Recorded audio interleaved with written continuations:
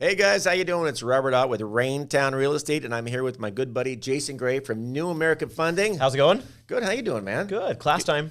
Class time. Here we go. Hey, rookies out there. It's another class. Today we're going to talk about what happens when we have a new client and we need to introduce them to a lender. So, Jason, let's talk about that right now. Let's talk about it. Okay, so the key for me is just like that first introduction is really important. And what I mean by that is how you set up that intro call to me. And it's usually like this: Mr. and Mrs. Smith, I'm going to introduce you to Jason Gray. He's going to give you a call, and then you're going to give me their telephone number. Don't rely upon them to call me. Why is that? Because they don't call.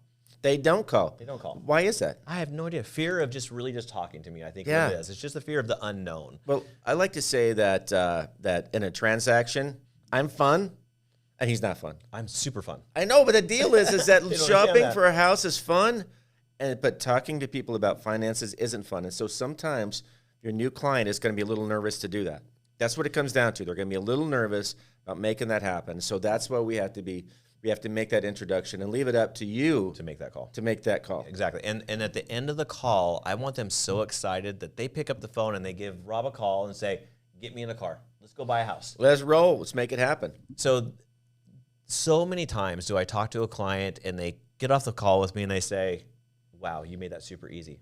First of all, they made it easy, or they've spoken with another loan officer and they said that other loan officer made it so complicated and you taught me so much in 10 or 15 minutes.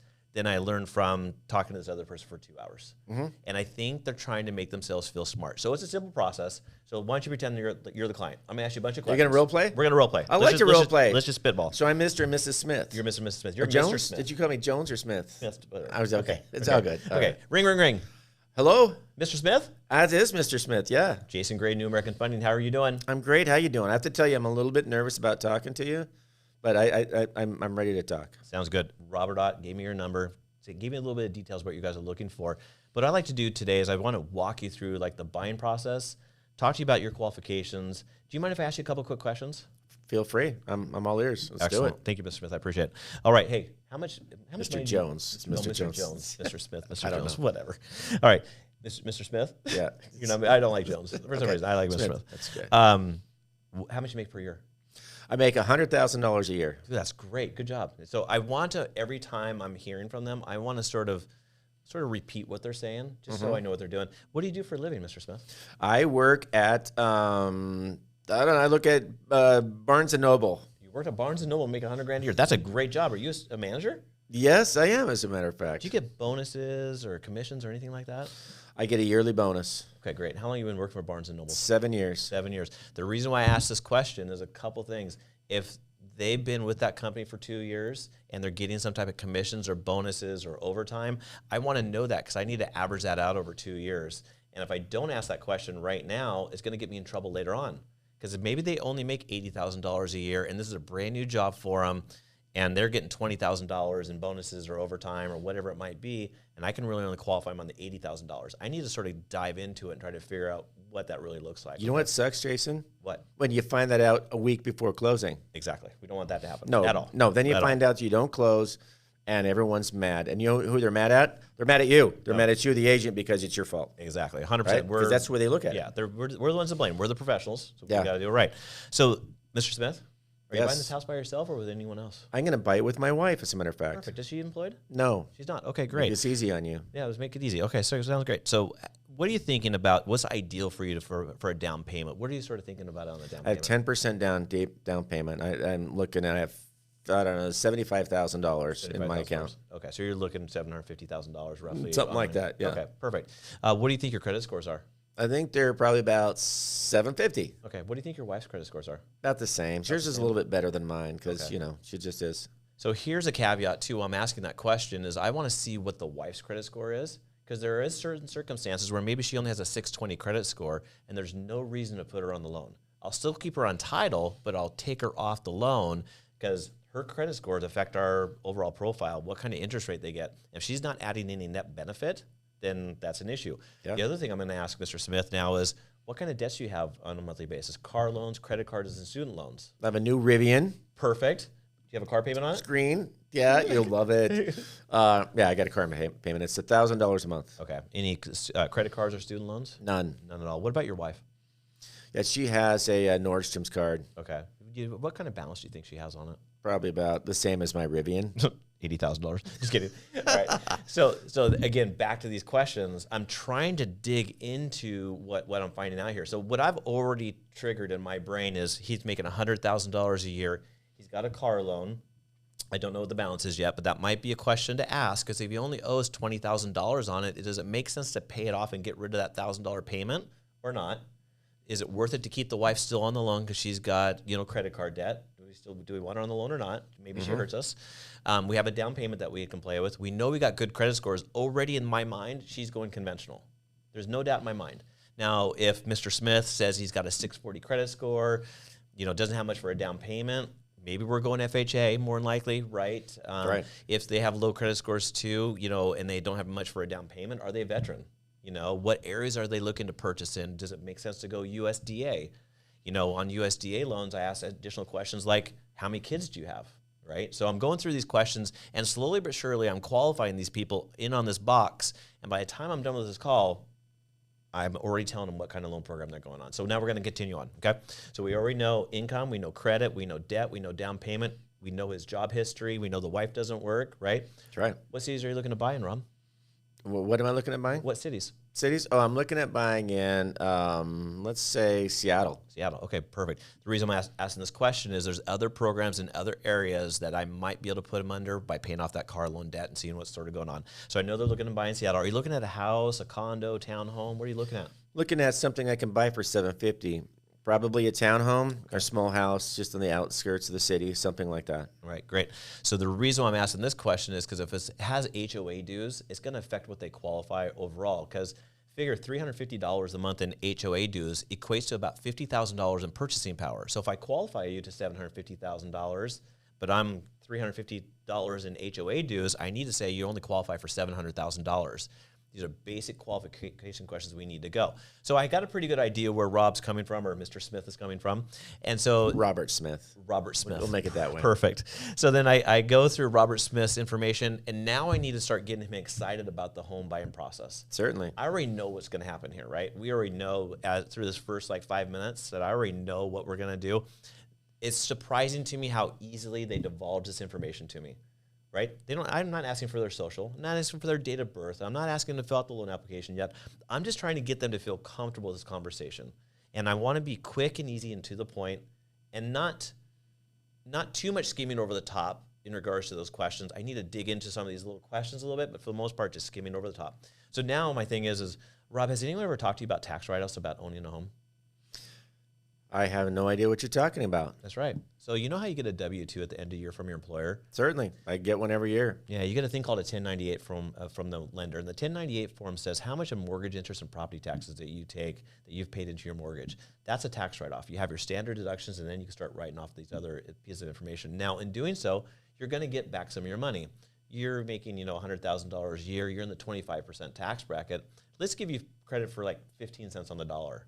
So let's say you put $10,000, paid out, which is going to be way more than that. But let's say that is the case. You're going to get back $1,500 back from the IRS just because you owned a house. What?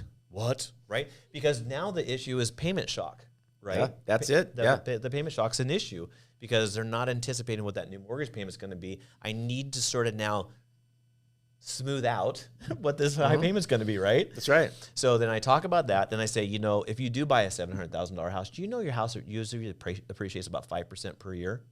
And you're like, no, I had no idea. Do you know in the last 80 years, Rob, out of the last 80 years, only 7 years out of those last 80 years have we went down in value? That's incredible. And one of those was last year. One was last year, and then previous to that was really the housing crisis. Before that, we've always either broken even or gone up a little bit on housing values. That's amazing. It's amazing. This is the biggest wealth piece of the puzzle that you could ever do. So then I start saying, okay, let's go over the numbers here. Let's see what you qualify for. So what I'll do is I take let's say it's making $10,000 or $100,000 a year. You're making $8,300 a month. Let's give you 45% debt ratio. That leaves you, let's say, $4,400 for expenses. So then you take the $1,000 off for the car loan that we just talked about. Maybe we pay that off. Maybe we don't. Leaves you with $3,400 left over. Are you okay making a $3,400 a month mortgage payment, Rob? Oh, yeah. Easy squeezy. No big deal. Now we say, hey, it's no big deal at $3,400. And by the way, you're getting a $300 a month tax break, or you're getting whatever it is. Does it make more sense maybe for you to pay off that car loan rather than putting 20% down? What kind of interest rate do you have on your car? My payment is about $1,000 a month. You don't know what the rate is? No. What is the payment on my? What is it? I think it's about 6%. Right. Yeah. So I just want to have that conversation because sometimes it makes more sense to pay off credit card debt or student loans or car loans and simplify their life with that down payment money. So it's at least a conversation to have with them, right? So then the next thing that we're dealing with, at least in this current marketplace right now, we're dealing with high interest rates, right? Pre-COVID, rates were 4.25%. During COVID time, rates dropped into the high 2s. Right. Now we're 6.5, 7, right? They're scared. And we're dealing into the issue right now is there's multiple offers on everything. And it's a hard thing to ask for closing cost and prepaids and 2-1 buy downs like we were able to ask for 2 months ago. Yeah. That's gone away. So now you're dating this video right now. It's okay. It's fine. They'll learn from this. Okay, you're going to learn from that. You guys are going to learn from this. We're going to learn from all this. This is an experience. Listen. So in doing so, now I need to talk to them about what do refinances look like. Because a lot of times these conversations I'm having right now is scaring them on the mortgage payment. Yes, I can understand that. So I'm saying, okay, I know mortgage rates are here right now. What does it look like if your payment gets to 5.5% or 4.5%? What does that look like going forward? Because I am going to be able to refinance you, and I talk a little bit about costs. So I get done with this conversation, and I said, great, you qualify. I'm going to have you apply online, but if you were to go look at a house tomorrow, Rob, I'm going to write you a pre-approval letter. Yeah. Unless you're lying to me, you're good to go. In the meantime, I'm going to send you an application link. I want you to call Realtor Rob, and then I need you to get in the car with Realtor Rob. And they're like, okay, great, let's go. I already have a home I want to see. Perfect. Let's run the payments on the house, Rob. Can we do that? Absolutely. We can oh run my right gosh. Now. Anytime you need me, Rob, over the weekends or evenings, I want you to call me and say, Jason, I found the house. What does those payments look like? They literally take me 2 minutes to run the payments. Wow. Super, super simple. Super fast. Right? I have everything on my phone. I can go through everything. It's a very simple process. So that is step number 1. Do the introduction with me. Have me get them pre-approved. Because the worst thing that could be is you get this new client and they don't qualify for anything, and you've shown them 6 houses and you've been out on the road with them 7 days in a row, and they don't qualify for anything. That is a big time suck. Don't do that to yourself. Yeah. Try to get me involved. Yeah. Try to get me excited. Yeah, I think that's key. Yeah. Now we need to get back to the point where talking about now as an agent, you had this great conversation with the buyer, right? With Robert Smith. We had a great conversation, and we're talking about what we qualify. That now the buyer's coming back, and they're excited, they're pumped, they're like, I can get this home. Yep. Life is good.